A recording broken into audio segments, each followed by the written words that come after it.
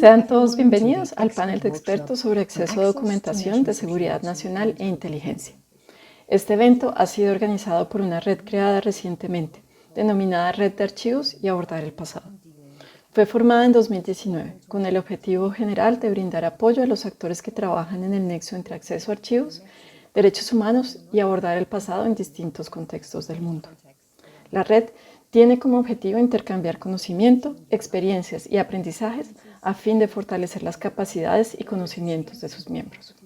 La financiación inicial fue provista por la Fundación Robert Bosch y actualmente Swiss en Suiza actúa como secretaría de la red. El panel de expertos de hoy se constituye en la primera actividad en el área de intercambio de conocimiento. La idea y el concepto que subyacen a este evento fueron concebidos por Lior Javne de Akebot de Israel y por mí, Dagmar Hoverstedt, de los archivos de Stasi de Alemania. Ambos somos miembros del Consejo Asesor de la Red.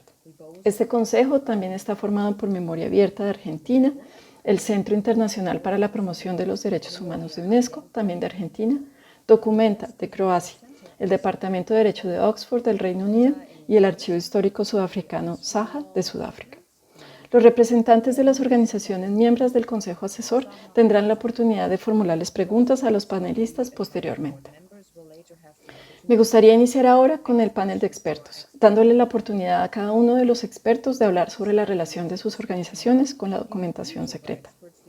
En primer lugar, me gustaría darle la palabra a Patrick Ball, quien es el director de investigación del Grupo de Análisis de Datos sobre Derechos Humanos de San Francisco y tiene más de 20 años de experiencia en conducir análisis cuantitativos para comisiones de verdad, ONGs y misiones de las Naciones Unidas en diferentes países. Patrick, ¿cómo se vincula tu trabajo con la documentación secreta? ¿Qué tipo de documentos de seguridad o inteligencia has manejado en tu trabajo? ¿Alguna historia de éxito que quieras compartir con el grupo? Bueno, nuestro trabajo se focaliza menos en analizar los datos, más bien tiene que ver con modelar los datos que no tenemos. En el mundo de hoy hay mucha emoción con hacer cosas con Big Data, ¿no? Con muchos datos. Nuestra preocupación es que los datos son parciales. Hay omisiones, silencios que generan sesgos en el entendimiento de la realidad. Esos sesgos se ven amplificados, se ven empeorados cuanto más sofisticado ese análisis, porque cuanto más trabajo, más nos olvidamos de que los datos no son muy buenos. Entonces, nuestra tarea es crear modelos estadísticos que nos permitan ir más allá de los datos que no tenemos. Entonces, hacemos eso principalmente analizando los homicidios, porque eso es lo más directo, y lo hacemos en el contexto de otras situaciones también. Por ejemplo, si enfrentamos un archivo gigante, no podemos leerlo todo.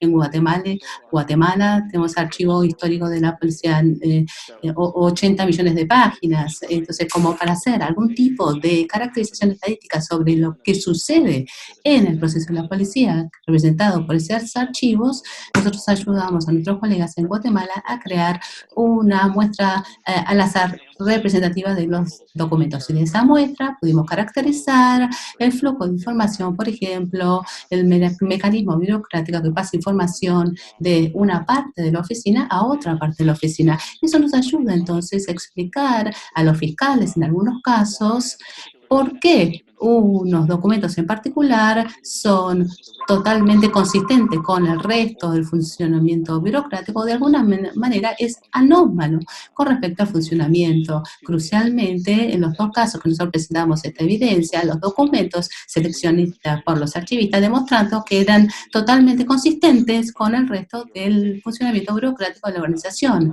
Y esto es un argumento importante para desestimar los reclamos de la defensa.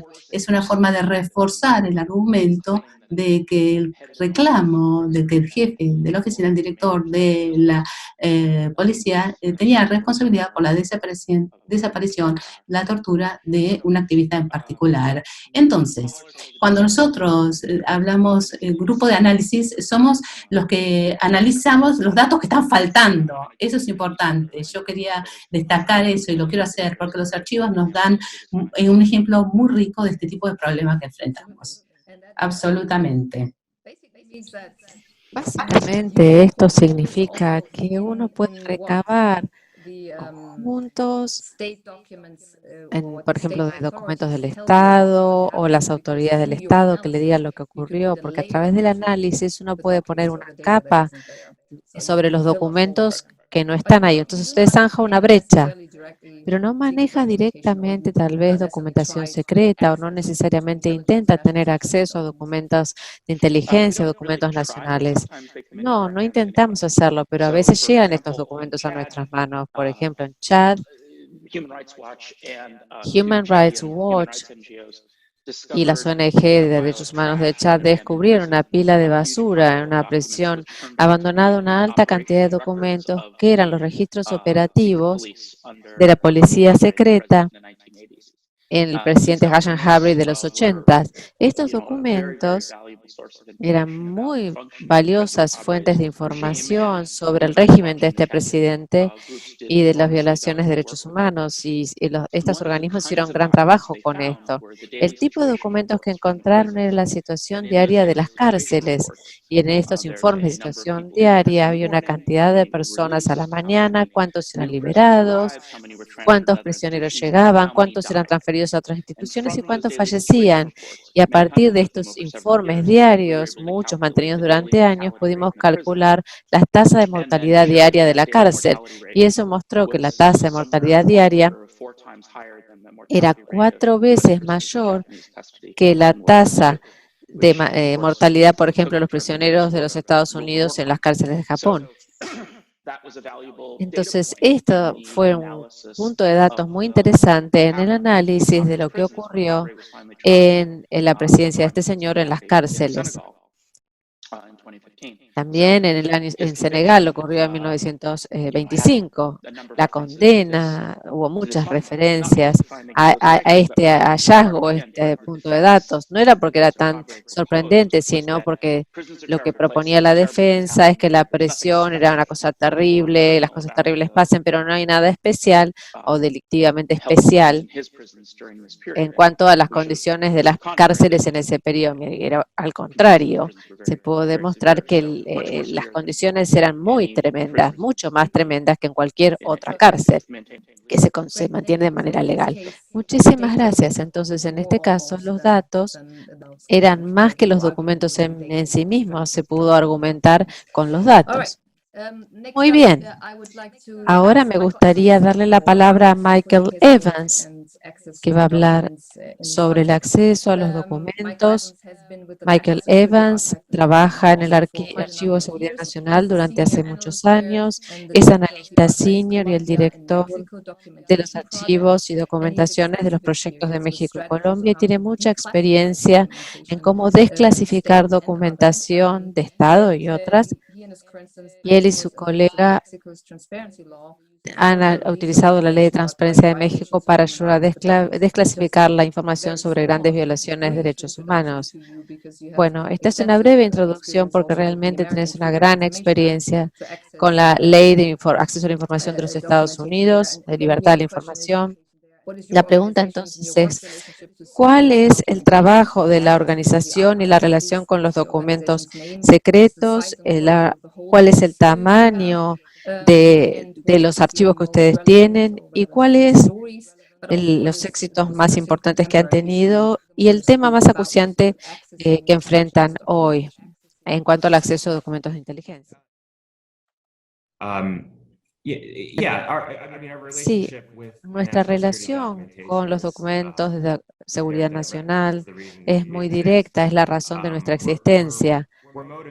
Nosotros estamos motivados por una creencia fuerte en algo que quedó claro durante la Guerra Fría, el tema de la clasificación de la información en los Estados Unidos.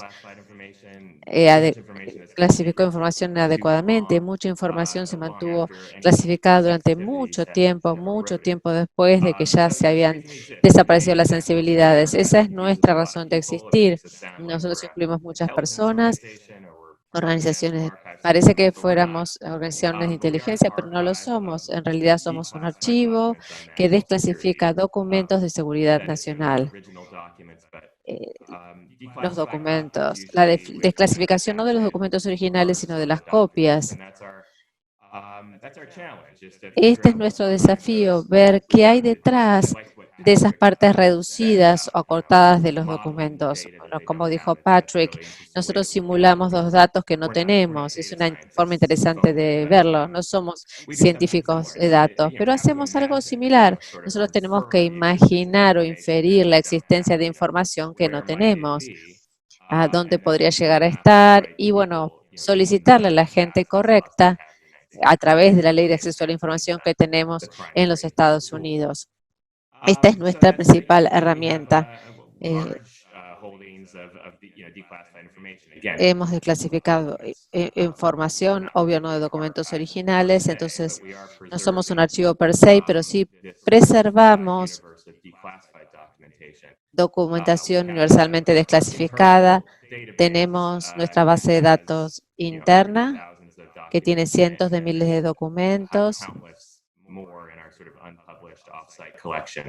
y hay grandes colecciones.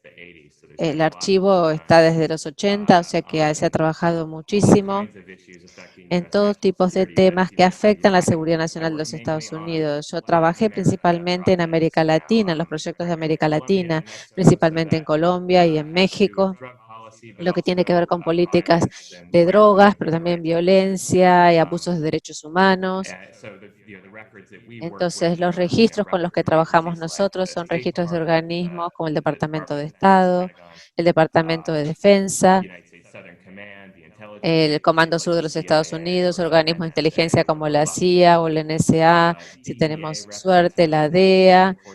También archivos de la DEA son muy importantes para Colombia y para México especialmente, y son una fuente excelente de información para los temas de conflictos y violencias cuando uno logra tener acceso a los mismos.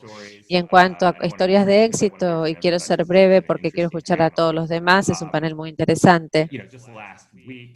La semana pasada mi colega Kate estuvo en México, en Guatemala y en Perú, clasificando el asesinato de los jesuitas en El Salvador que ocurrió en los 80, y ella trabajó en la documentación de lo que ocurrió en El Salvador durante esa guerra y los abusos cometidos por las fuerzas militares, abusos de derechos humanos.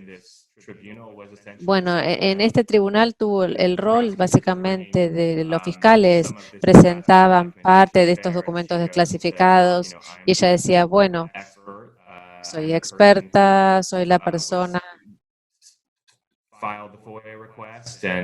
que presentó la solicitud y, bueno, dio testimonio, mantuvo la cadena de custodia y esencialmente la defensa podía decir si eran verídicos y, bueno, sabían que había registro de lo que había ocurrido. Entonces, me siento orgullosa de mi colega que pudo ir a ver las cosas en lugares donde hay problemas con los derechos humanos y de que esta documentación tenga el impacto necesario y suficiente para lograr la justicia histórica.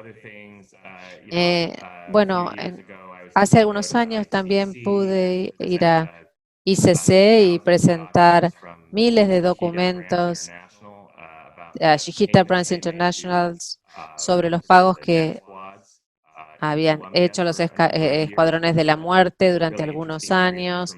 Esto fue muy interesante, la información que pudimos obtener de la Comisión de Valores, la SC y el Departamento de Justicia. Y lo que más nos enorgullece ahora es poder trabajar en forma consistente como consultora a tiempo completo para la Comisión de la Verdad en Colombia. Estamos proporcionando documentos, grandes bases de datos, paquetes de documentos más grandes y más pequeños con cuestiones que son relevantes para ellos. Entonces, trabajamos con la Comisión de la Verdad en Colombia, que tiene la jurisdicción especial sobre paz, los tribunales de paz. Ha sido una experiencia muy reconfortante. Me parece que eso cubre prácticamente la parte de la introducción. No quiero extenderme demasiado. Para resumir, se necesitó mucho esfuerzo para obtener esta información y para que las tengas en tus manos, pero vos entendiste que era necesario seguir adelante, es decir, diseminar la idea que una vez que está el acceso tiene que estar ahí para siempre, para todos los demás que lo desean. Los archivos de seguridad nacional representan esa idea de que una vez que se desclasifica, tiene que ser accesible para todos. Bueno, esa es la parte del archivo, sí, y esto tiene que ver con cuáles son los desafíos específicos que tenemos en los Estados Unidos con la ley de libertad de información. Generalmente uno necesita mucho tiempo. Si uno uno tiene que presentar muchas solicitudes, si uno va a tener si va a lograr una recolección importante, una colección importante. Eh, es algo que hay cosas que van a suceder 6 o 7 años y ahí se puede responder. Y hay hay que digitalizar la información, hay que mantenerla segura, hacerla que esté disponible para otras personas y construir estos registros que existen con el tiempo. Como dijo Patrick, uno no sabe qué es lo que está faltando, qué información falta. Una de las cosas que el gobierno siempre habla cuando se oponen a, a publicar información es que si vos tenés un poquito de estas cosas parcialmente publicado, si no uno pone todas las partes que no tienen sentido, uno en definitivo puede tener esta imagen general de cuáles son las cosas que sí tienen sentido. Eso lo dice el gobierno. En una forma, eso es lo que tratamos de hacer nosotros. Eso es una crítica del gobierno, del trabajo que hacemos nosotros desde el punto de vista de seguridad nacional. Pero el problema es lo opuesto. El problema no es tanto la apertura, el problema es la clasificación. Y lo vemos esto en los Estados Unidos, con la repercusión en la seguridad nacional real de lo que es el secreto, de lo que es la clasificación. Muy bien, Mike, muchas gracias por este aporte. Voy a ir a Geraldine ahora. Bueno, voy a seguir en orden alfabético porque creo que esto es más interesante y de alguna manera encaja, es lindo con la próxima idea. Ella es la directora del Archivo de Historia de Sudáfrica y tiene el archivo tiene dos programas. El programa de libertad de información, están utilizando el progreso a la información, quieren extender las fronteras de la libertad a la información, quieren tener acceso, quieren hacer disponible, pero la idea original es que ustedes vienen de la lucha por el apartheid y tienen un archivo que conmemora el otro programa, que es el programa de la lucha por la justicia, donde ustedes tratan de conmemorar de dónde viene todo esto, de cómo la sociedad llegó hasta el estado que tienen ahora. Entonces, SAJA es conocido por estos dos programas. Entonces, una vez, para vos, la misma pregunta, Geraldine, ¿hay alguna documentación secreta clasificada que vos tengas? El tamaño que puedes comentar, puedes contar alguna historia de éxito o los desafíos que enfrentas hoy o los desafíos que enfrentaste desde que estás en esta organización desde fines de los 80. Bueno, muchas gracias, muchas gracias. Bueno, como dijiste, Saja fue creada para cerrar esos gaps, esa memoria del apartheid, y está comprometida a documentar la historia y el desarrollo de la democracia, es al salir la historia de los archivos, sacarla y llevar esa historia a las escuelas, a las universidades, las comunidades, para extender las fronteras de la libertad de la información en Sudáfrica.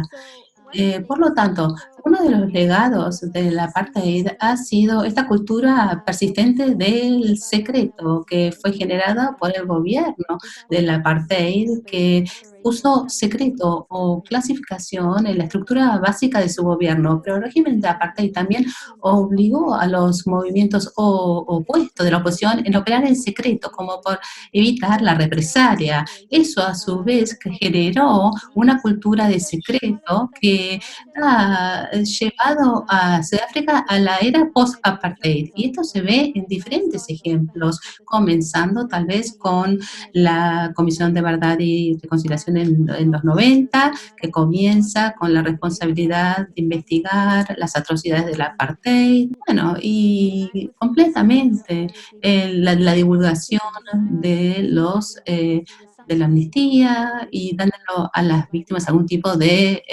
reparo, ¿no? Luchar para la libertad de información hoy es una extensión de la experiencia histórica que ustedes tuvieron. Son dos partes de la misma moneda.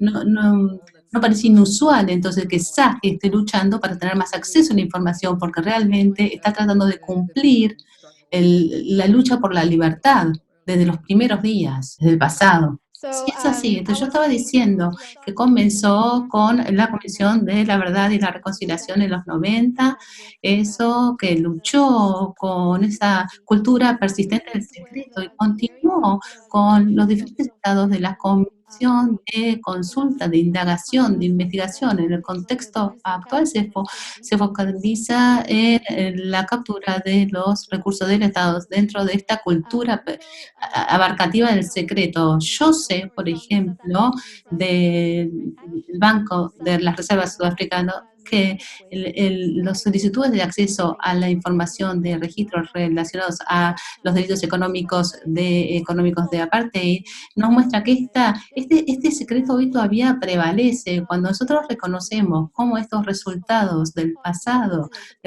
se han formulado y se han traducido en una cultura del secreto, es difícil para nosotros hoy en día hacer responsables a nuestros líderes o tener respuestas claras, y nos damos cuenta que nosotros tenemos que hacer más que simplemente darle reconocimiento constitucional al derecho al acceso a la información y tener una ley de libertad de información en los estatutos. Necesitamos, por ejemplo, más leyes, iniciativas de leyes blandas, mejores educaciones y el rol de la transparencia también. Por lo tanto, con respecto a eso, en breve lo que quiero decir, que eso es lo que SAG ha estado tratando de hacer, es que nosotros estuvimos manejando, abordando algunos la parte de la legislación, por ejemplo, que está arraigada en PW, que era el presidente antes, el primer ministro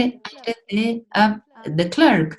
Entonces, tenemos estas diferentes leyes que protegen el secreto, por ejemplo, el secreto estatal. Entonces, a través de la aplicación de la ley del acceso a la información, SAJA ha sido bastante exitosa en lograr acceso a registros que tendrían que haber sido desclasificados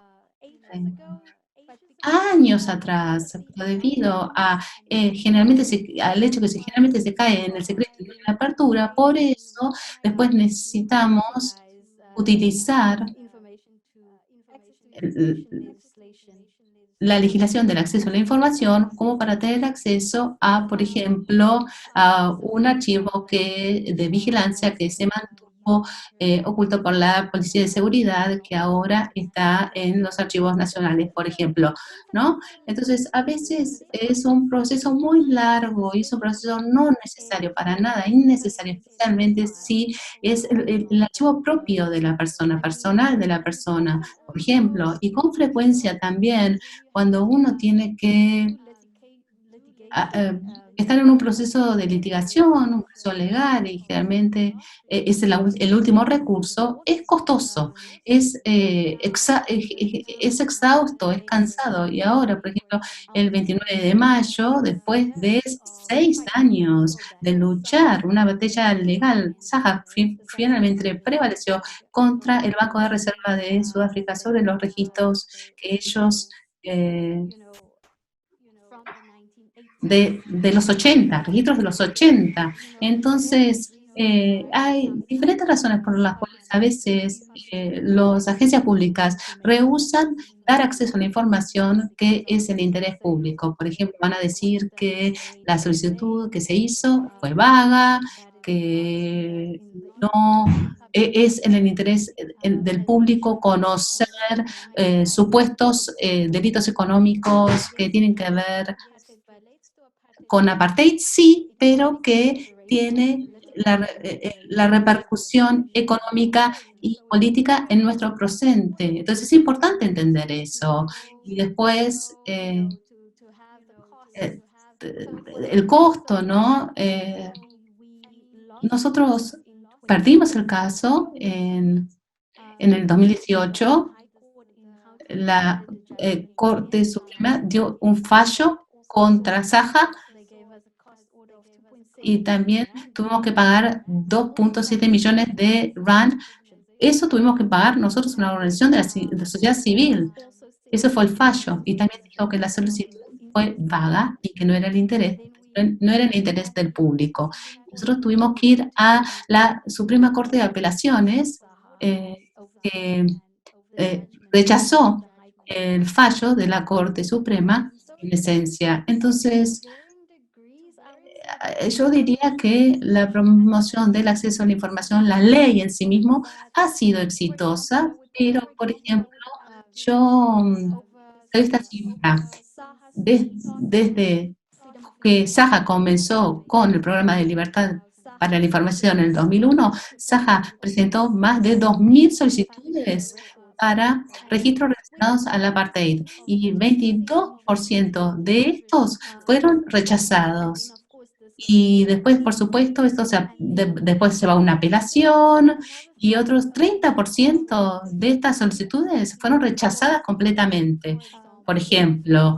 Y después, por supuesto, hay esta otra legislación que tiene las raíces en apartheid, que es, me olvido cuál es esta legislación, pero básicamente vos estás diciendo que es más difícil ahora luchar por el acceso o al ser exitoso, después de mucho tiempo, un proceso tedioso, la presión, el dinero, estás abriendo la puerta a otro lugar en Sudáfrica, ¿no? Yo creo que el éxito de Saja reciente ha dado a más organizaciones de la sociedad civil definitivamente más esperanza, porque si el fallo hubiera, y si el fallo hubiera sido negativo, hubiera sido muy malo para la sociedad civil, para los periodistas también, porque hubieran querido utilizar esa ley para tener acceso a los registros. Pero bueno, por lo menos la salud prevaleció y el fallo fue bueno para nosotros, ¿no? Pero uno tiene que ir paso a paso, ¿no? Es tedioso el proceso, de a poquito uno tiene que ir, pero uno gana más experiencia, uno va haciéndose en el camino porque nosotros enfrentamos a los poderosos, al Banco de Reservas Sudafricano, por ejemplo. Entonces, es una victoria para la democracia constitucional, ciertamente, pero yo sí creo que, bueno, el público en general no entiende sobre necesariamente el derecho constitucional de acceso a la información, que es un derecho humano en la Constitución sudafricana.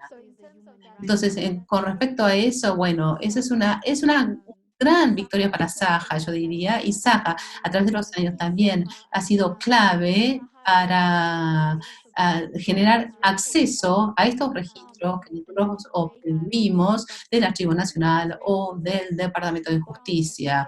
El Departamento de Defensa generar acceso, ¿no? Haciendo estos registros públicos, accesibles al público. Y obviamente teniendo en consideración protegiendo la información personal.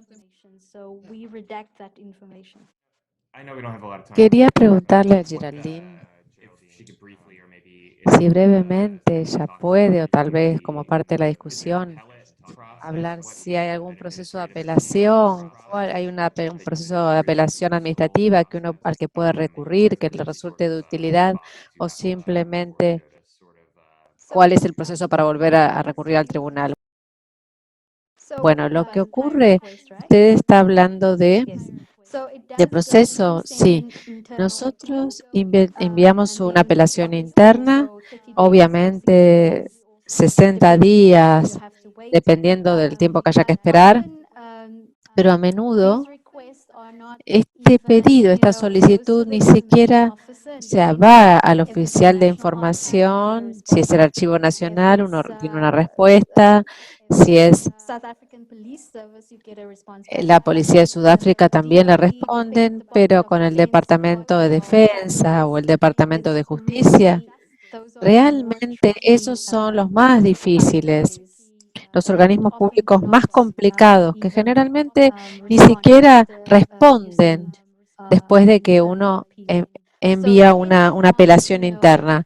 Entonces, depende si a nosotros nos parece que esa información vale la pena pelearla, tiene que ver con el costo del proceso judicial, avanzamos.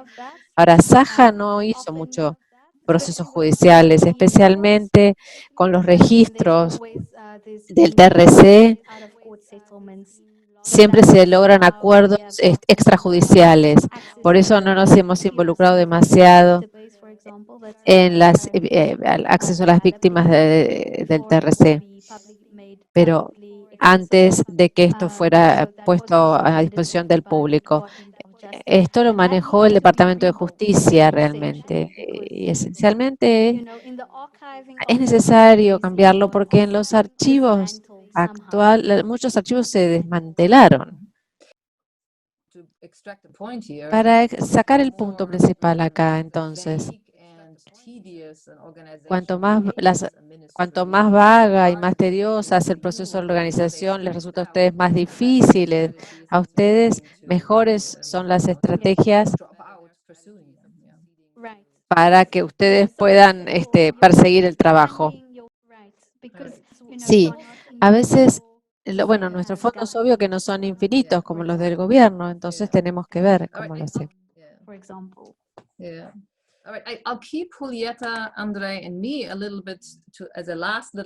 En último, dejé a Julieta, André y a mí,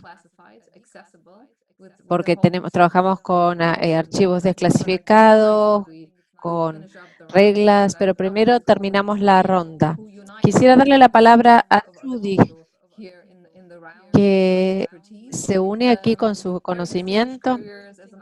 Tiene una carrera muy distinguida como archivista. Creo que fue uno de los mejores archivos que se hayan armado muchas décadas en la administración de registros, en los archivos de los Estados Unidos, pero estuviste en todos lados en donde los archivos fueron importantes para manejar el pasado. Y en este contexto me gustaría preguntarte especialmente sobre la experiencia del manejo de documentos de seguridad nacional secretos para un Estado y ponerlos accesibles en un archivo, porque sé que vos trabajaste en los archivos del FBI.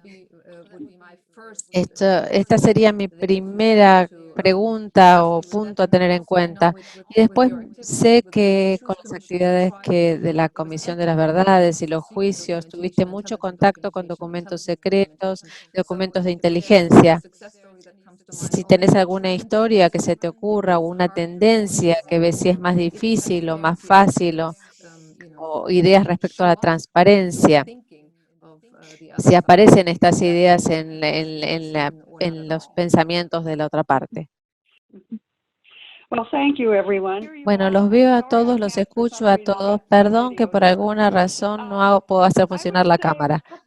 Voy a hacer algunos comentarios. En primer lugar, hace 6 años yo trabajaba en un proyecto con la sociedad abierta, Open Society Justice, en la que lográbamos obtener que 3 países de Europa, de América del Sur y de Asia para contratar un investigador en cada uno de esos países para hacer un relevamiento básico sobre el acceso a los registros militares.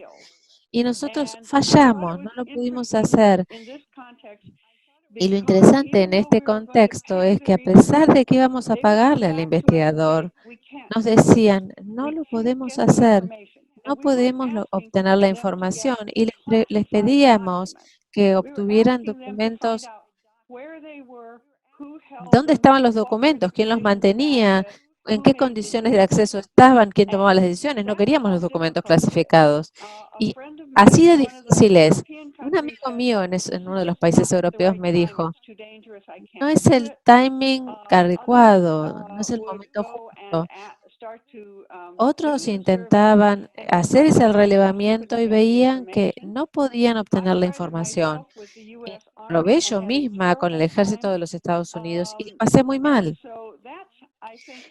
Entonces, creo que es una señal de lo difícil que es cuando uno quiere ver simplemente quién controla los documentos y cómo obtenerlos. Me parece que lo que veo en todo el mundo actualmente es que tenemos que tener los documentos clasificados. En primer lugar, porque han sido realmente muy importantes. Y como ustedes saben, en El Salvador, un tribunal ordenó a los investigadores tener acceso a los registros militares que se relacionan con las masacres de Amazote. Y este es un paso que creo que nunca hubiera sido posible. Entonces, en primer lugar, para los tribunales es muy importante que tener estos archivos. En segundo lugar, nosotros vemos que algunas veces eh, los parlamentos deciden que hay cierto material que puede ser abierto. En el caso de los Estados Unidos, esto ocurrió cuando yo estaba en el Archivo Nacional. Los registros del asesinato del presidente Kennedy, se aprobó una ley para desclasificar los registros, los documentos, y se desclasificaron los documentos de todos los organismos de gobierno que tenían estos documentos. Y creo que los ombudsman, creo que eso fue el caso en Guatemala, después de que se identificaron los registros policiales, el ombudsman guardó custodia de estos documentos y de una serie de procesos que incluían al vicepresidente del país que obtuvo control de los mismos. Pero lo que estoy diciendo es que como archivistas y como investigadores no tenemos demasiado fuerza si alguno de estos tres organismos no nos ayudan para los registros. Hablamos un poquito de esto y no quiero dar demasiado detalle porque la discusión sí no se descarrila un poquito. Si queremos intentar tratar los distintos aspectos. Pero mencionamos los principios globales de la seguridad nacional y el derecho a la información. Encontré la copia aquí de los principios Gianni. Fueron formulados y promulgados en el año 2013 y creo que fue brillante lo que dijo Trudy. Los tribunales son nuestros aliados en estos días, en estos contextos, pero hay tres aliados que ella mencionó. Esto sería un aliado, incorporar en la legislación las ideas del derecho a la información. Y me preguntaba si algunos escucharon hablar si los principios Johnny se aplicaron, si fueron de ayuda para la redacción de mejor legislación. Me parece que fueron una gran idea, pero no sé qué ocurrió en concreto. Te digo dos cosas. En primer lugar, esa fue la motivación que dio origen al relevamiento. Después de que se implementaron estos principios, seguramente viste alguna nota sobre nuestros archivos en esos principios, porque nosotros pudimos participar, pero después de la promulgación de los principios, de su publicación, el tema es, ¿qué hacemos? En ese momento dijimos, bueno, veamos cómo está funcionando, operando en los países e intentamos hacer el relevamiento que fracasó. Yo los veo citados, los veo como notas en diversas publicaciones, pero no sé si van más allá de eso, si tienen algún valor en sí. Bueno, tienen todos los ingredientes correctos. Uno sabe que las cosas llevan mucho tiempo para implementarse, pero incluyen un grupo de personas correcto en todos los países y continentes y que tiene que ver con derecho internacional. Pero inclusive en Alemania, no sé si alguien en su país los ha visto mencionados o incorporados en la legislación. No sé si alguien, ninguno está reaccionando, así que no sé si qué es lo que ocurre realmente. Creo que los ejemplos nos indican que el acceso es posible, pero que parece que no solo necesita aliados, sino muchos fondos, tenacidad y persistencia. Y ahí es donde quería pasar a Lior, porque Geraldine y los otros tres panelistas concluyen el primer panel. Vos y Geraldine tenés algo en común, son organizaciones pequeñas tratando de resolver problemas grandes. ¿A qué vos, de quién sos director? Este instituto que fue fundado hace 6 años atrás y vieron, vamos al tema de la documentación y estimular el discurso basado en los hechos. Esta es tu misión. Y en Israel eso rápidamente eso tiene que ver con la seguridad nacional y la inteligencia. ¿Y cuál es tu experiencia? ¿Hay historias de éxito en Israel? ¿Hay desafíos nuevos? ¿Hay presiones? ¿Cuáles son tus estrategias? ¿Cómo estuviste trabajando en la generación de un archivo? Bueno, gracias, Dagmar. Nosotros estamos trabajando, a diferencia de algunos de los otros oradores, en el contexto de un conflicto que está en curso. Ha existido durante tanto tiempo que los archivos gradualmente están siendo abiertos y nosotros hacemos uso de eso, tratamos de hacer uso de esto eh, para generar nuestro archivo digital recabando documentos de gobierno y de otras colecciones. Nuestro archivo tiene 200.000 documentos aproximadamente, es digital, y por supuesto gran parte o todo el archivo está relacionado al conflicto israelí-palestina en un sentido muy amplio y como vos mencionaste, gran parte de esto ha sido desclasificado en el pasado.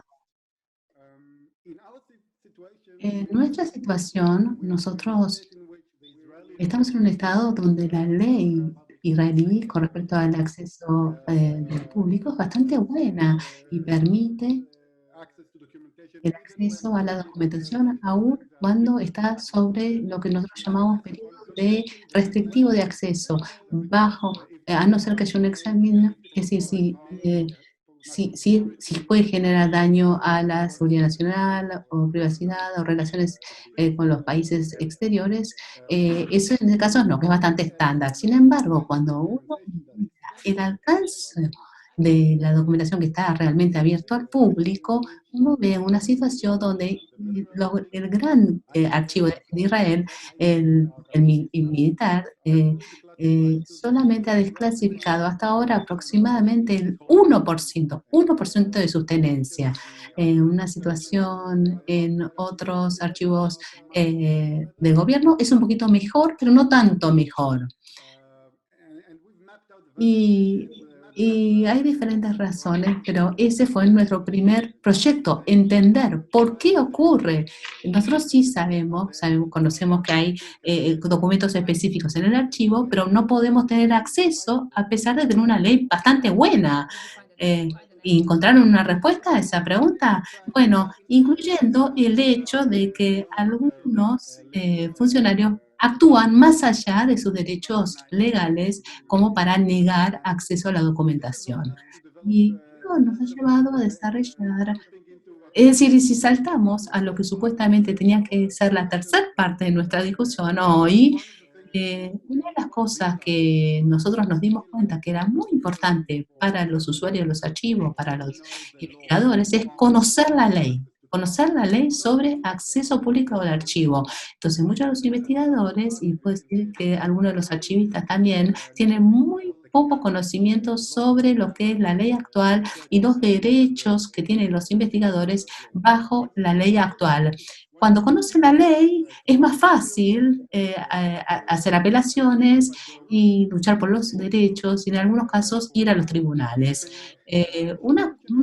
Algo que debo mencionar es el hecho de que el archivo del Servicio de Seguridad y Israel está cerrado completamente, a pesar de que la ley permite cierto acceso, por lo menos para los documentos que tienen 50 años de antigüedad o de más atrás todavía, pero el hecho es que eh, no hay el abordaje esos casos generalmente es complicado. Hay dos casos pendientes en la Corte Suprema israelí que tienen que ver con esto. Y después hay un par otro de soluciones para esta situación desafortunada del acceso a los archivos gubernamentales que trabajamos muy bien, con mucho éxito, es primero ir a los recolectores, a las colecciones privadas, a los parientes, a los funcionarios que todavía tienen en sus áticos documentos antiguos, que eso ha sido muy exitoso para obtener información. Y también estamos buscando archivos en el exterior. Estuvimos trabajando con Swiss Peace, por ejemplo, obteniendo su apoyo para hacer investigaciones en ICRC, en Ginebra también, para hacer investigaciones. Por ejemplo, en situaciones estamos bloqueados en Israel, en los archivos militares, encontramos mucha documentación en Ginebra. Y es otra solución que yo altamente recomiendo a todos los que están involucrados en cualquier tipo de conflicto que tal vez tenga que ver con la presencia de escandalización. Entonces vos entendés que la misión es, bueno, cuál es la base para el acceso, cómo se puede acceder, y cuando cuando tú dices que esos proyectos fallan, cuando uno tiene acceso a los archivos militares, vos no estás sorprendido, ¿no? Nuestro problema clave es que el archivo militar no permite la mayor parte de su catálogo que estén abiertos para el público. Entonces nosotros no sabemos qué es lo que tiene el archivo, no sabemos si es algo que nosotros podemos pedir desclasificar o simplemente no sabemos.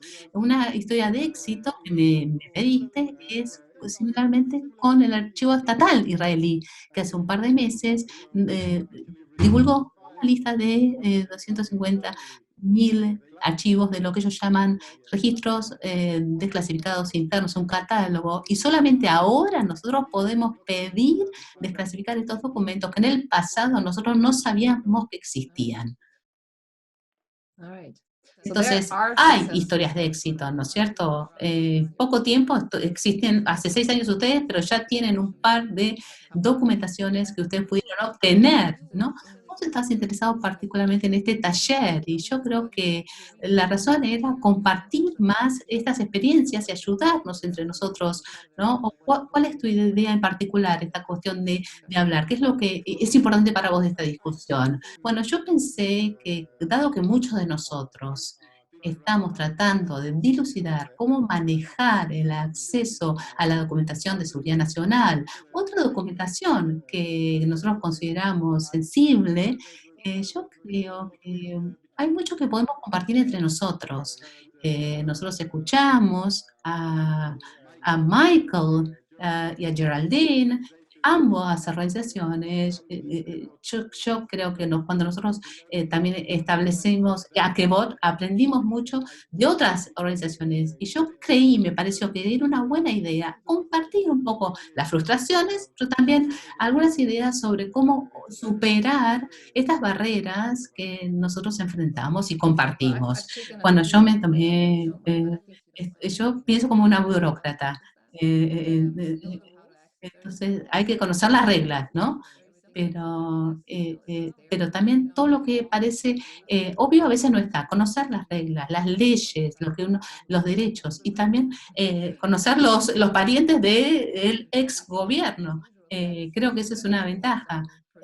por ejemplo, un general o una persona que tenga sus cuestiones personales, registros personales en el ático, en una caja, y tal vez eso tiene información muy importante, documentos muy importantes que te puede ayudar, ¿no? Es algo interesante. Eso para mí, por ejemplo, es algo muy interesante. Tiene que ver con la naturaleza humana, ¿no? Y cómo superar las dificultades. Entonces, para resumir esto un poquito, porque se nos va el tiempo rápidamente cuando hay cosas muy interesantes de intercambiar, me pareció que André primero y después Julieta, estoy saltando directamente al final, vamos a terminar con este intercambio de dónde venimos, porque todos representamos diferentes conflictos. André y yo más juntos, ¿no?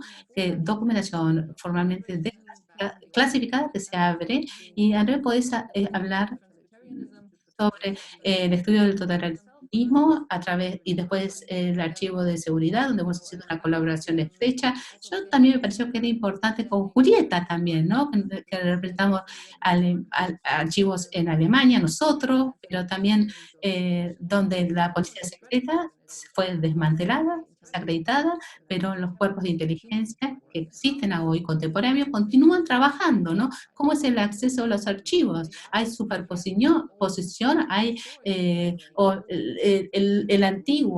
lo antiguo ha influenciado la situación contemporánea para acceder al documento. Entonces, André, primero, si nos puedes explicar un poquito de qué se trata su trabajo, cuán grande es el archivo, ¿no? ¿Cómo es, y cuáles son algunas de las historias de éxitos y cuáles son los desafíos contemporáneos en la República Checa?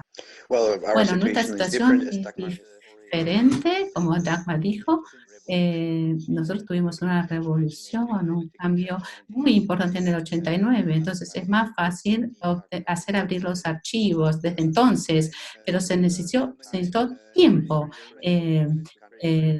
Alemania fue el primer país post-comunismo donde se abrieron los archivos en el 90, después República Checa fue el último país donde se abrieron en el 2004, en Eslovaquia, primero Polonia, 2007 la República Checa. Cuanto más tarde llegamos, más abiertos fueron los archivos. Nosotros, nuestro instituto fue establecido conjuntamente con el archivo los de servicios comunistas, servicios de seguridad, entonces estamos cooperando estrechamente, somos un instituto de investigación, pero estamos trabajando conjuntamente con el archivo y hacemos investigación del aparato represivo de la dictadura comunista.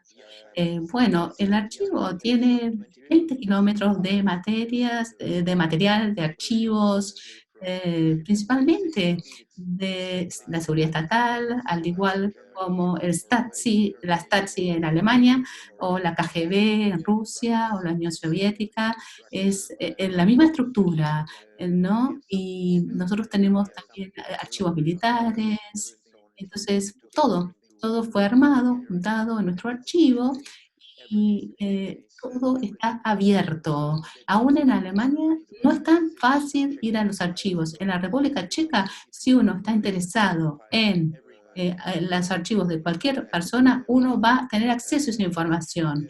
Y lo que lleva a nuestro problema principal que nosotros tenemos en la República Checa. Nosotros no tenemos un problema con el acceso a los archivos, tenemos un problema con el manejo de la información que está dentro de estos archivos. Hay hay información muy comprometedora, muy sensible y privada. Y la cultura de utilizar esta información realmente no está desarrollada. Nosotros hoy en día tenemos un debate sobre un escritor muy importante checo que desde los 70 vive en Francia, escribió sobre este tema un libro, ¿no? Se publicó este libro la semana pasada y está lleno de registros que surgen de archivos de la seguridad estatal, las conversaciones, por ejemplo, en un living, o en su dormitorio, ¿no? Entonces, y el libro está lleno de información de este tipo y hay un debate de cómo manejar eso, porque es importante conocer esa información o no. Es decir, la accesibilidad completa a los archivos genera nuevas preguntas. Yo sé que es un problema diferente que al que tienen ustedes en Sudáfrica o en otros países o en los Estados Unidos especialmente o en Israel. Eh, es un problema diferente, pero estamos presentando este problema y es una tarea muy importante para nuestro instituto, nuestro archivo, educar con respecto a qué significan estos archivos realmente, porque hay una idea de que si hay un archivo que fue oculto o clasificado, eso significa que debe tener más reglas que un archivo abierto. Y no, y uno tiene que ser muy crítico al manejar estos archivos. Es decir, nuestra tarea hoy es explicarle a las personas qué es lo que significan estos archivos, qué contienen, y entre otras cosas. Entonces, yo diría que nuestro éxito principal es que paso a paso hay menos y menos escándalos de acuerdo al uso de los archivos de nuestro archivo, del material de nuestros archivos. Es decir, los periodistas, las personas, los historiadores, cada vez se la están manejando, han aprendido, han sido educados. Ese sería el primer éxito. El segundo éxito es que nosotros estamos siendo cada vez más fuertes en digitalizar el archivo, estamos digitalizando todos los archivos, tenemos alrededor de 40 millones de copias y parte de ellas son accesibles online. Tenemos una sala de estudio digital, hay de 7 millones de páginas y año a año vamos a tener más millones de páginas que van a ser digitalizadas y van a estar en esta sala de estudio online. Entonces, desde sus países ustedes pueden mirar este material, está escrito en checo, bueno, son documentos en checo.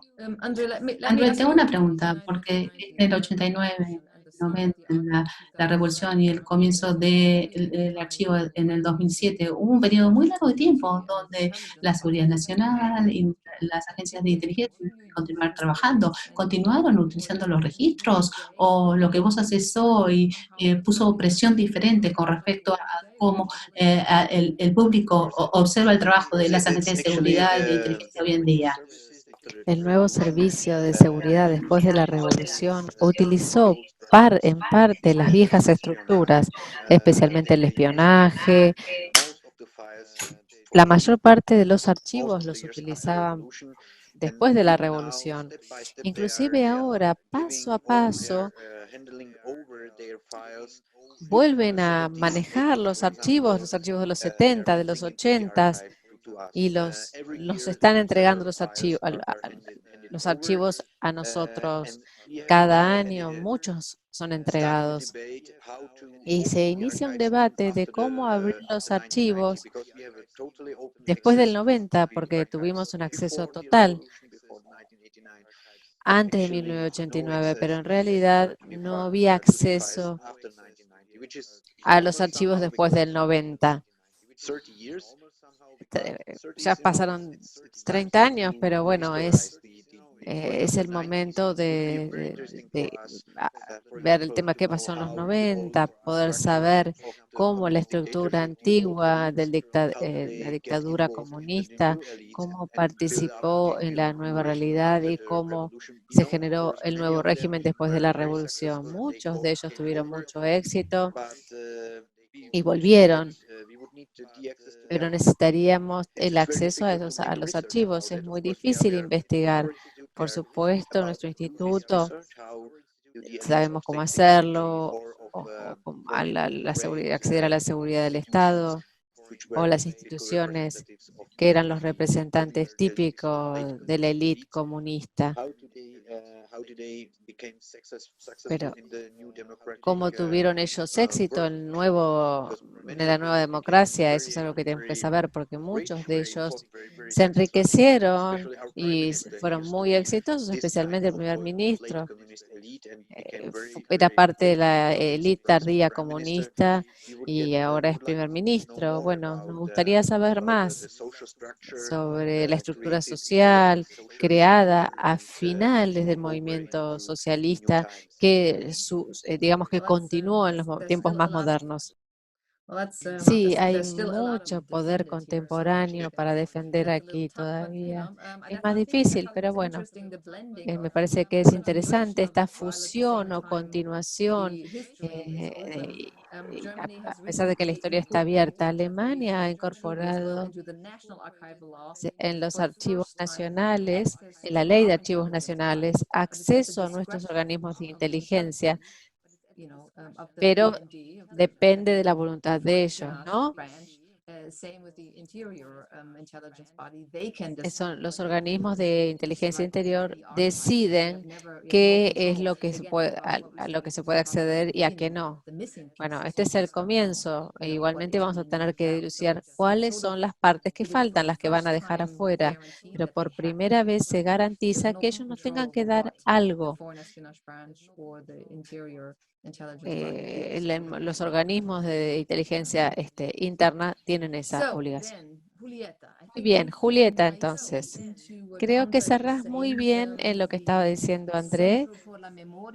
Para el Centro por la Memoria, en la sección de archivos, la colección de los archivos desclasificados del Directorado de Inteligencia de la Policía de la Provincia de Buenos Aires.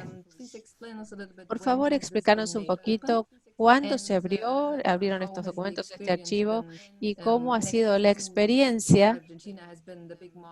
Argentina ha sido un gran modelo de la Comisión de Verdad, en primer lugar, y el DEPA no había recibido tanta atención en ese momento. ¿Qué ha ocurrido con los archivos y cómo han ingresado en la discusión con la dictadura militar? Nosotros vamos a traducir al inglés tu presentación. Buenos días, saludos a todas y a todos y gracias por la invitación. Díganme si hablo rápido y si se escucha bien. Sí, voy a contar un poco el proceso de gestión, fundamentalmente porque fue y es un proceso excepcional, digamos, no es norma en Argentina. De eso podemos hablar más luego, pero digamos, en nuestro proceso de gestión, de cierre, de clasificación, que ahora lo cuento brevemente, es bastante excepcional, ¿sí? Y eso lo tiñó de muchas singularidades y muchos desafíos que aún siguen pendientes, pero digamos en un marco nacional diferente, digamos un archivo de inteligencia clasificado, una excepcionalidad dentro de la realidad argentina. Como decías recién, nosotros gestionamos distintos fondos, pero acá fundamentalmente hablaré del fondo de la Dirección de Inteligencia de la Policía de la Provincia de Buenos Aires.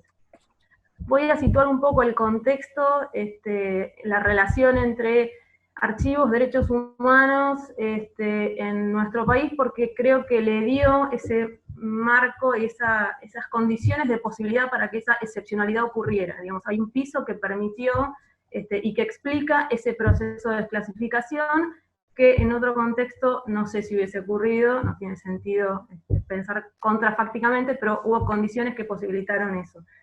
En nuestro país el proceso de transición democrática estuvo muy ligado a los procesos de memoria, verdad y justicia.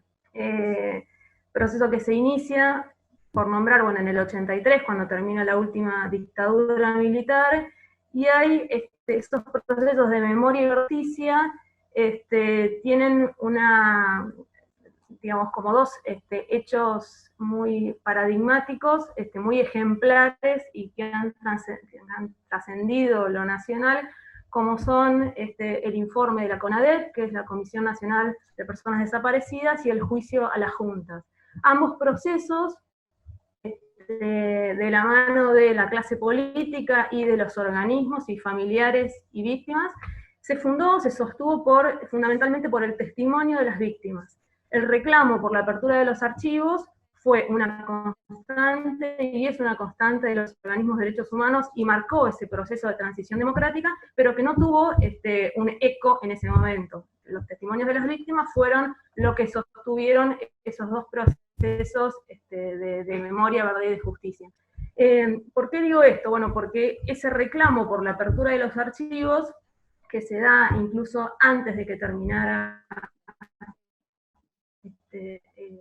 un piso de realidad que muy presente dentro de los organismos, no ya de la clase política en algún momento, porque los procesos judiciales quedaron vedados por algunas leyes de impunidad, pero sí fue una constante de los organismos. En el 98, bastante tiempo después de ese proceso inicial, en una reforma de la policía de la provincia de Buenos Aires y una intervención civil sobre una fuerza desprestigiada, se disuelve una dirección de inteligencia que era la que nosotros gestionamos el fondo. Se disuelve esa dirección de inteligencia y ese fondo que en otro contexto no sabemos qué hubiese pasado, pero digamos en este piso que yo digo del reclamo de las víctimas y organismos por la apertura de esos archivos, tuvo eco, digamos, en el Poder Judicial también, que secuestra esa documentación, y en esto de lo inédito, por ley se le cede a la Comisión por la Memoria el edificio, el fondo de esa Dirección de Inteligencia que tenía su propio archivo, no es solamente el archivo institucional, sino que una de sus misiones y funciones era el registro a la Comisión Provincial por la Memoria. Y esa ley de cesión, por un lado, desclasifica esa documentación de inteligencia que tenía carácter secreto y confidencial, por eso lo inédito, y prescribe que la comisión tiene que hacer de ese fondo un centro de informaciones de acceso público, tanto para los familiares como para cualquier otro tipo de investigación. Ese proceso es inédito. Inédito por la desclasificación, porque no existe, y por lo que acabo de contar, políticas archivísticas. Entonces, la comisión, digamos, gestiona un proceso inédito, que es un archivo de inteligencia desclasificado, en un marco de mucha ausencia de redes archivísticas, no hay Sistema Nacional de Archivos, tampoco hay una ley de archivos, y con mucha expectativa dentro de la comunidad familiar. Entonces, esas tensiones que también hablaba André, bueno, es un archivo, después si quieren cuento algunas particularidades, pero que viola intimidades y que hay información muy sensible. Entonces, ausencia de marco normativo y tradición archivística. Muchas expectativas y también la prescripción de abrir la consulta con necesidad de pensar esa documentación. Digamos, por ahí quería yo un poco situar el marco para después ir pensando algunas cosas puntuales, tanto de ese proceso de cómo se resolvieron esas tensiones en distintas etapas, y después alguna cuestión más general que más allá de esta experiencia que, insisto, fue inédita. All right. Julieta, el acceso a estos documentos cambió la discusión y pudiste ver cómo cambió la cultura del acceso a los registros también en la Argentina contemporánea. Digamos, hoy día sigue siendo una experiencia inédita, con lo cual, digo, sí hubo digamos, un proceso y una evolución en relación a la gestión nuestra, pero no hay experiencias, hay como experiencias muy fragmentadas, pero sigue siendo una experiencia única. Y de hecho, por ejemplo, se han encontrado, bueno, o se han, no voy a decir que se descubrieron, pero bueno, hay otros archivos menores de algunas direcciones de información, pero hay mucha ausencia en el trabajo sobre esos documentos o secciones. Pero sí hay una experiencia que me parece que es fundamental y que creo que es uno de los grandes desafíos, que André también un poco lo decía, que es un trabajo que hicieron fundamentalmente el Ministerio de Defensa, que es un portal de archivos abiertos, y es pensar cómo el acceso, o qué cosas se pueden, en esto de pensar estrategias, qué alternativas hay frente a la documentación que es secreta y confidencial. Primero, que se sepa qué hay. Yo puedo no tener acceso a esa documentación, pero me parece importante saber qué hay. Puede establecer plazos, por ejemplo, pero digamos, saber qué hay. Y el portal de archivos del Ministerio de Defensa va un poco en ese sentido, y que me parece que es una realidad posible, y me parece que hay que tener claridad en que eso tiene que ocurrir, digamos. No puede lo secreto y confidencial estar en un manto de oscuridad. Digamos, no se sabe qué hay, tiene que saber qué hay. En todo caso, no tendrá accesibilidad, pero saber qué hay. Thank you very much. Muchísimas gracias por el tiempo, y tal vez que hay algunos participantes que tengan preguntas. Voy a abrir el piso a los miembros del Consejo Consultivo que quieran participar, porque terminamos con la parte de protección de la privacidad y la idea de seguridad nacional, la estrategia para negar acceso. Y como mencionó André, el acceso a la información privada o en configuraciones muy privadas o muy íntimas también tiene sus propias complicaciones. En Alemania la ley al acceso a los registros Stasi, si puedo me echar un poquito, es muy estricto. Nunca le van a permitir poner todos los registros online o ponerlos a disposición de nadie. Aquellos que están en estos registros tienen el derecho a sus propios datos y la protección de esos datos. Entonces, solamente los que actúan en nombre del Estado, sus nombres son accesibles, si se puede entender que, por ejemplo, si fue un oficial del Stasi, pero los que eran sometidos a esa influencia pueden tener acceso a su información, y su información está protegida. Esa información está reducida para cualquier otro tercero. Nosotros sacamos los nombres y borramos mucha información para que puedan recibir información al respecto, pero usted puede ver toda la información si usted fue sujeto a esos archivos, pero está reducida para el resto. Nicola tiene una pregunta. Well, I have a question regarding the SWANE principles that were mentioned earlier on. I mean, Sí, this is a really tengo una interesting pregunta con relación a los principios SWANE que fueron mencionados antes. Se trata de un documento muy interesante y creo que también de una gran oportunidad. Quería saber, esta pregunta es para Trudy, pero otros también pueden responderla.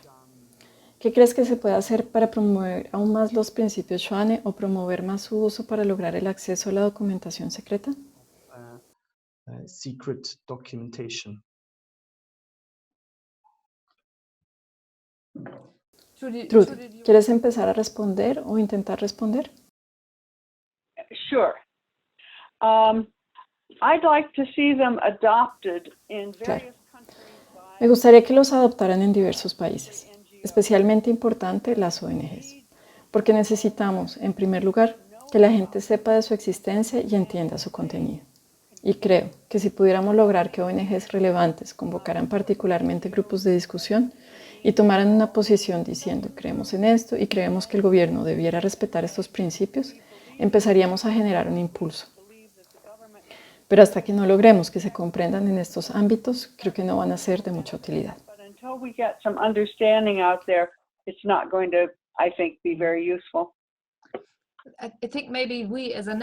Pienso que, tal vez, nosotros como red podríamos poner este tema en nuestra agenda. Hay un documento de trabajo relacionado con los principios, así como un documento informativo, y el principio más importante es que se considere la desclasificación de información como un hecho de alto interés público, y que la protección de informantes y de los medios y los requisitos de desclasificación se apliquen a todas las entidades públicas. Entonces, si se presiona para lograr la aceptación de principios de este tipo, El proyecto de simplemente tratar de descubrir dónde se encuentran los registros militares podría ser factible. Creo, Nicola, que esto es algo que tendríamos que incluir en la lista de la red para que pudiera promoverse, visibilizarse de manera que se puedan encontrar legisladores en los propios países que abracen estos principios y a quienes les resulte importante incluirlos en la legislación, ya que es necesario que formen parte de las bases legales de manera que puedan funcionar en cualquier otro ámbito.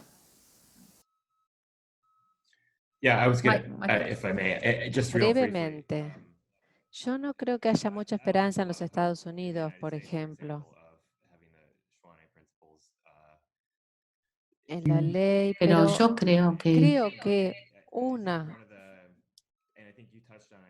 el, el momento para que lleguen los principios Schwannex es cuando el Estado está creando una ley. Yo creo que no soy abogado, no soy legislador, y no trabajo en ese mundo, pero yo creo que una vez que haya una ley, modificarla es diferente, pero si la gente puede pensar sobre esos principios y puede tenerlos en cuenta durante los debates sobre la creación de nuevas leyes, yo creo que mientras que se generan leyes, ese es el momento como para, es uno de los momentos como para tener encarnados los principios. Entonces hay que buscar oportunidades en los países donde se están generando las leyes. Great. Eso es maravilloso, eso es lo que yo estaba diciendo. Uno solamente puede hacerlo saber. Si se saben los principios, hay más posibilidades que tener en el comienzo del proceso. Vesna, vos levantaste la mano.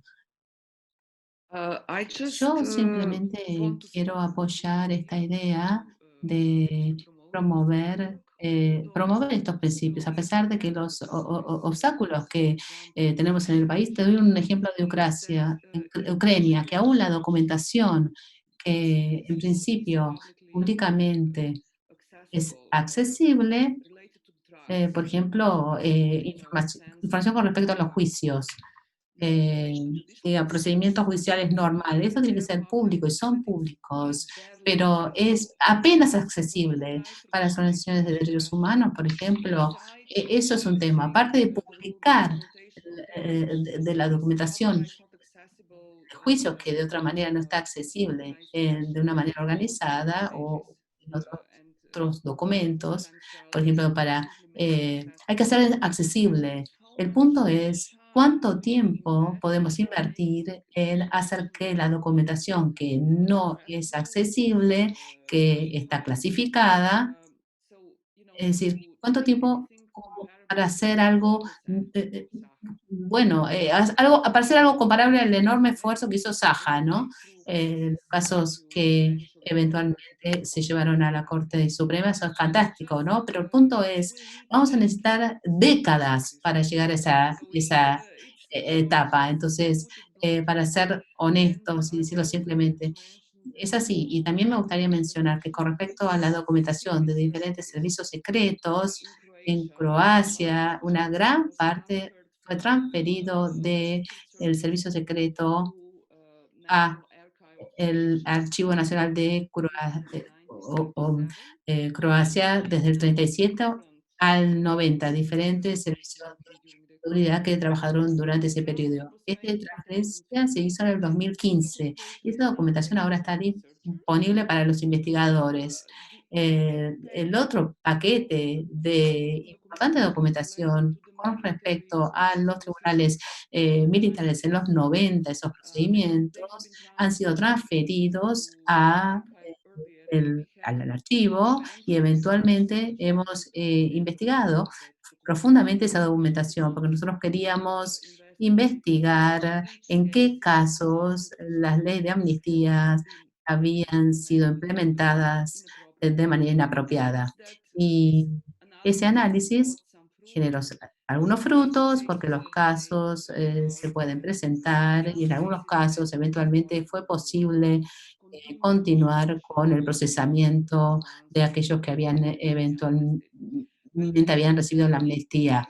Pero en los archivos, estas documentaciones enormes, estamos hablando de 134 metros que han sido transferidos en el 2015 al archivo estatal, básicamente, teóricamente es accesible, pero hay una acumulación de trabajo que tienen los archivos, entonces simplemente no pueden procesar tanta documentación de una manera sustentable, sostenible y organizada, como para que sea seriamente accesible, de verdad accesible, ¿no? Entonces estos son problemas que están como obstáculos en nuestro camino para una implementación útil de los principios. Entonces también tenemos que pensar en eso. Gracias. Siempre está lo que es lo ideal y después la realidad. Celina tiene una pregunta.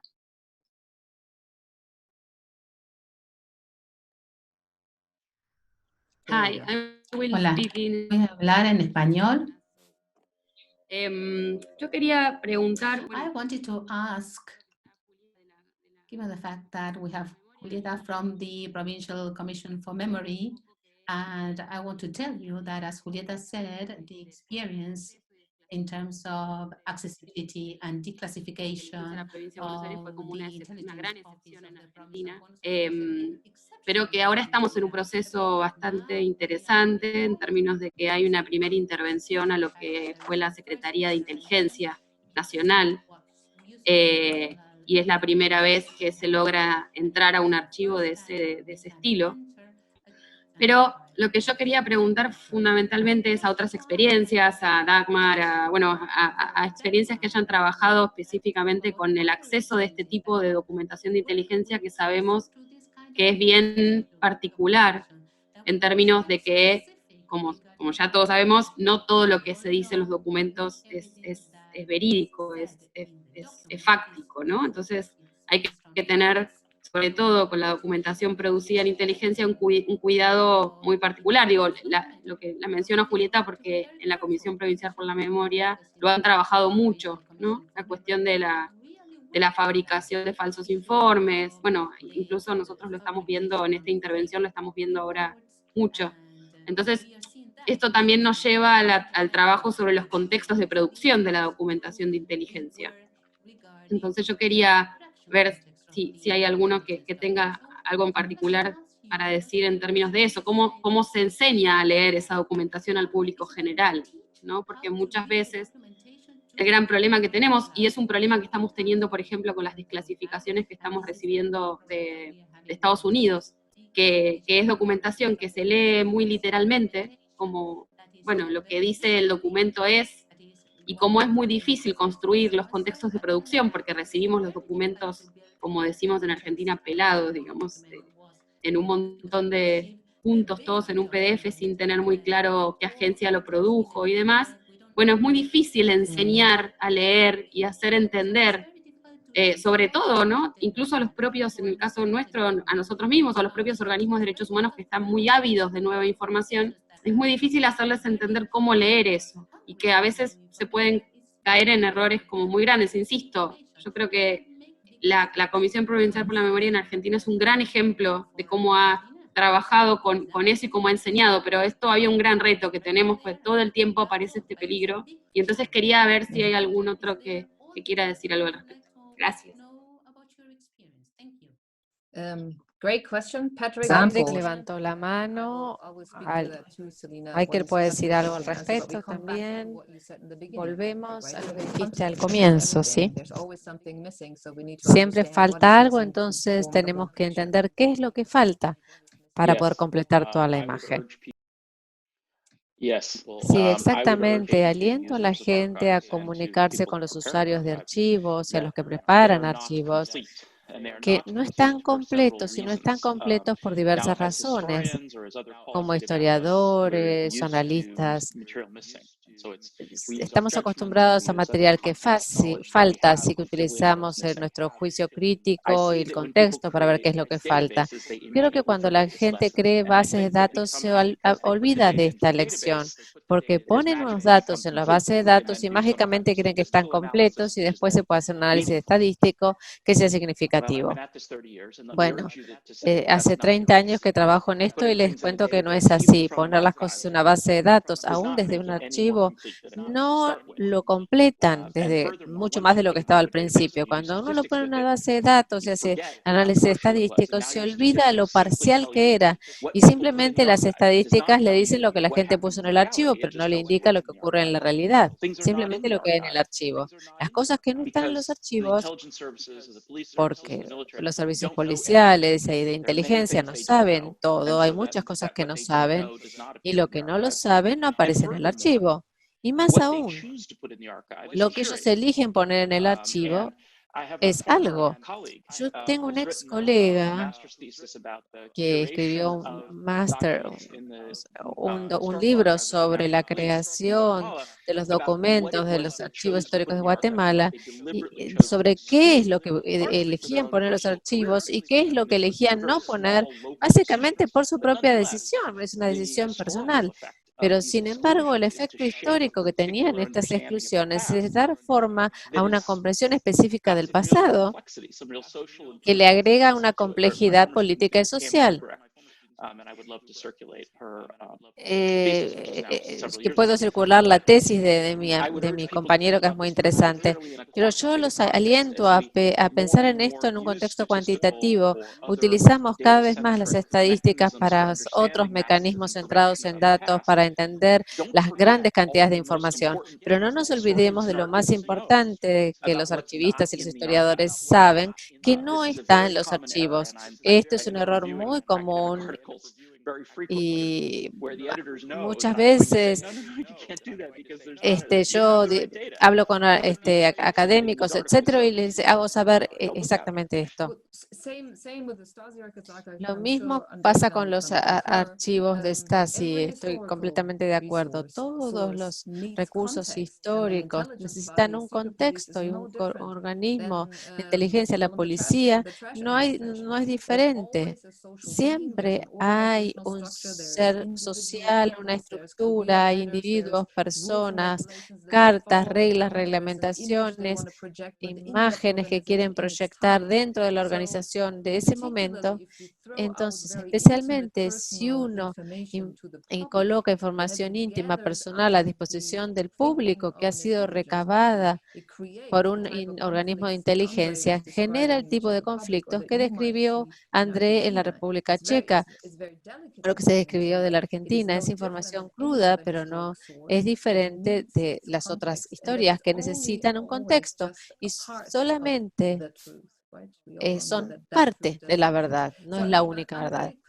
André, te doy la palabra. Y Trudy quería agregar algo y Rachel también.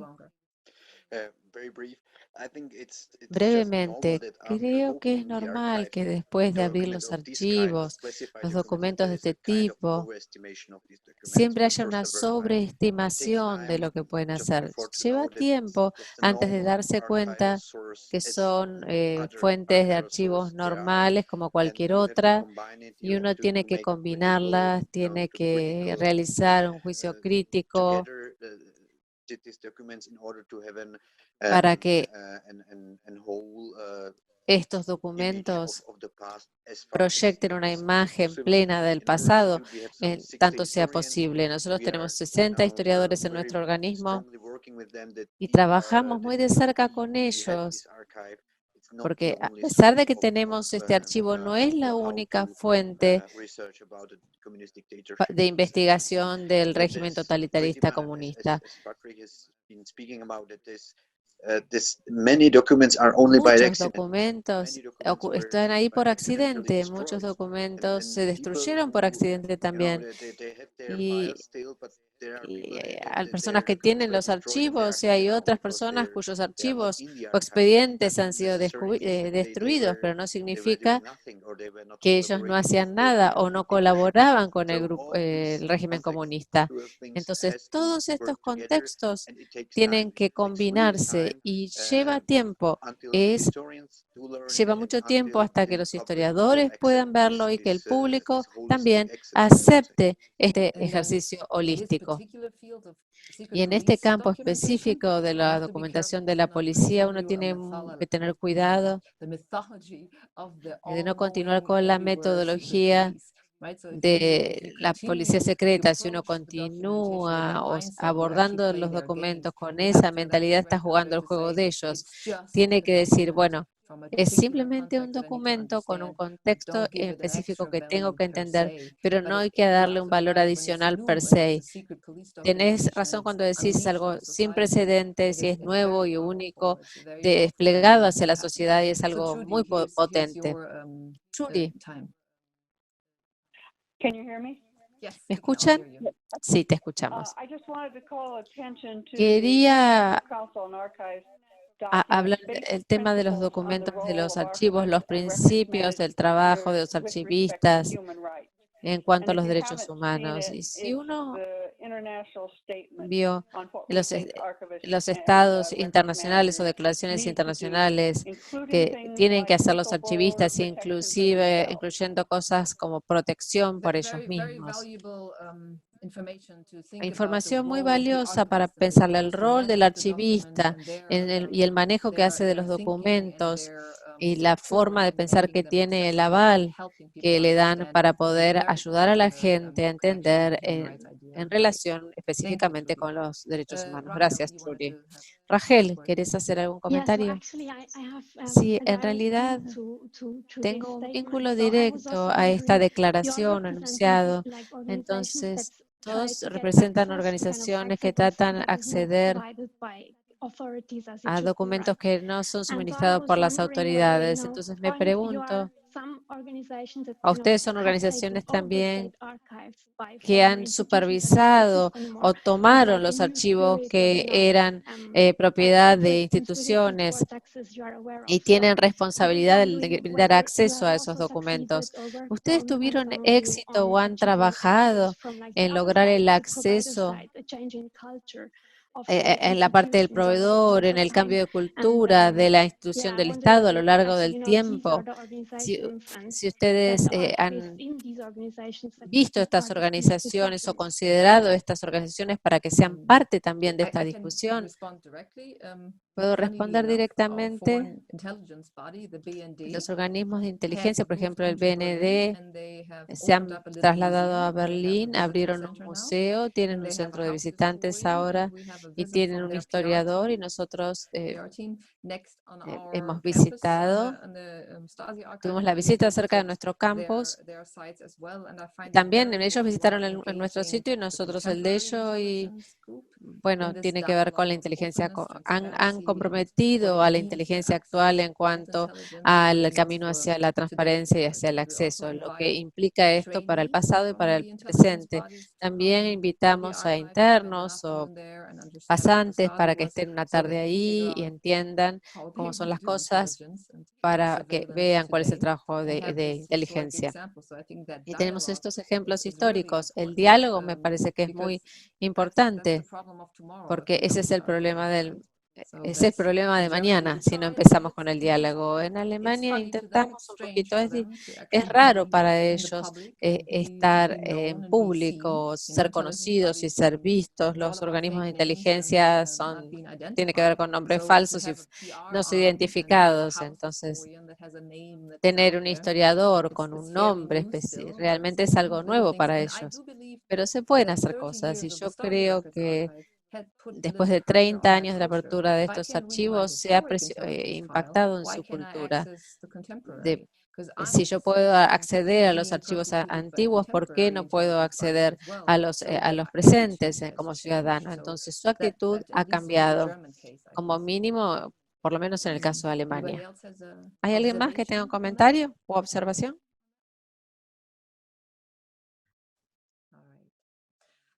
Muy bien, muy bien. Entonces, yo creo que vamos a terminar con esto. Muchas gracias a todos. Traté de ver ¿Cuáles son las ideas para trabajar? Todos tenemos que saber qué es lo que está faltando, ¿no? Eso es lo que determina la estrategia.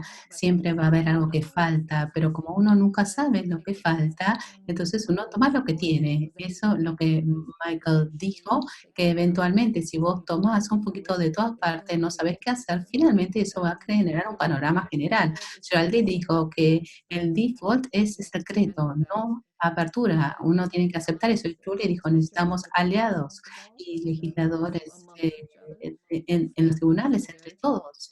Solidaridad. Pensar como un burócrata, conocer las reglas, las leyes, conocer los parientes de los que están en el poder también.